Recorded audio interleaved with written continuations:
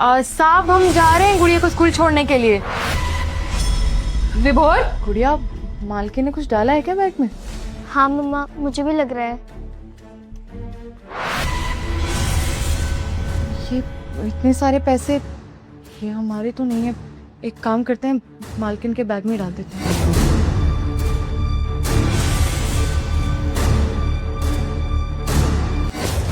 रुक जाओ। विभोर, ये चोर ना यहाँ से चोरी करके भाग रहे थे।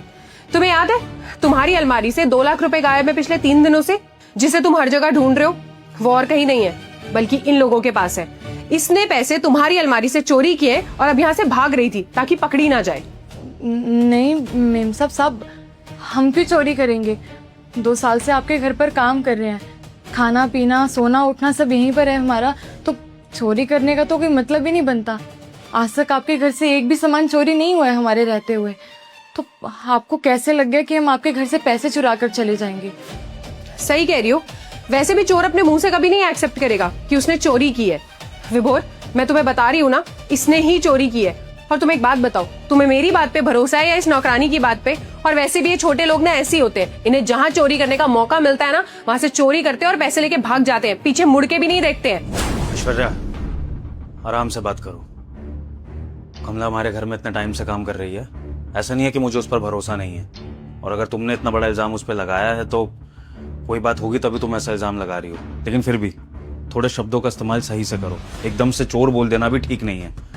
कमला देखो, अगर तुमने चोरी करी है पैसों की तो तुम सच सच मुझे बता दो।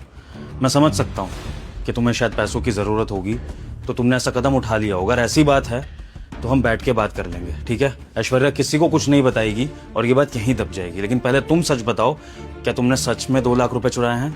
साहब हम झूठ नहीं बोल रहे हैं, हमने कोई पैसे नहीं चुराए। हमें तो मालूम भी नहीं था कि यहाँ पर कोई पैसे भी रखे हैं। और सच बताएं तो अगर आपके कहीं पैसे भी रखे होते हैं ना, हम उनको देखते भी नहीं है, अपने काम में मगन रहते हैं हम। मुझे समझ में नहीं आ रहा मेम साहब को क्यों लग रहा है कि हमने कोई पैसे चुराए हैं।